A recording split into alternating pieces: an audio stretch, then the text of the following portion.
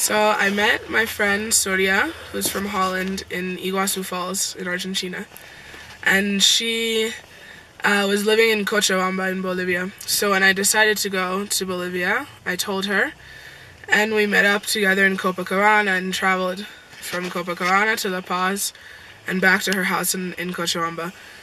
And when I got to Cochabamba, my plan was to stay like 3 or 4 days maximum.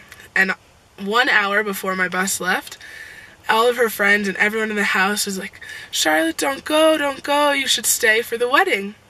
I say, "The wedding?" And they say, "Yeah, on Saturday we're gonna have the two of the people who lived in the house, an American guy and his Bolivian girlfriend, are getting married at a psychedelic wedding."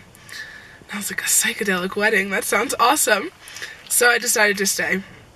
So it was Saturday, and I'd been hanging out at the house with these people, and I knew them kind of well. And we all get ready to go to the wedding.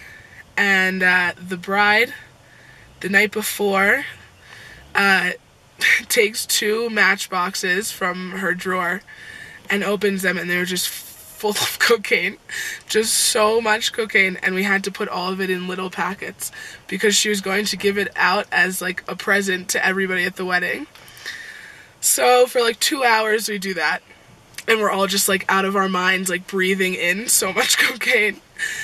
So then the next morning comes around, and I see the groom take these 2 Tupperware containers out of their room, and I realized that they had grown their own mushrooms for their wedding.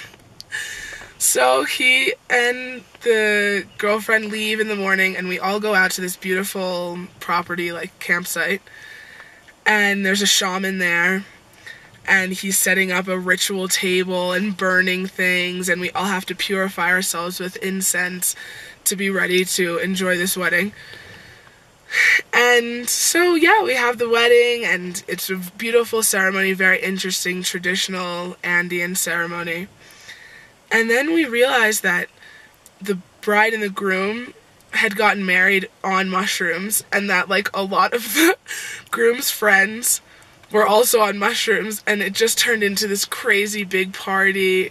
Everyone's drinking and doing all their free cocaine. And yeah, the party just went late until the night. We went to a bar, we went to a club, and you know, most people would think that it's such an unconventional way to get married and like kind of inappropriate, but it was one of the more beautiful ceremonies I've ever seen, and like very meaningful.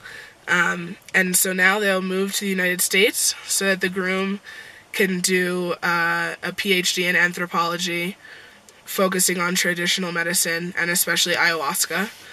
And so it's just a very beautiful way to honor a traditional practice that is often seen as unconventional and inappropriate and very not Western, but very awesome, and definitely one of the craziest things I've ever experienced.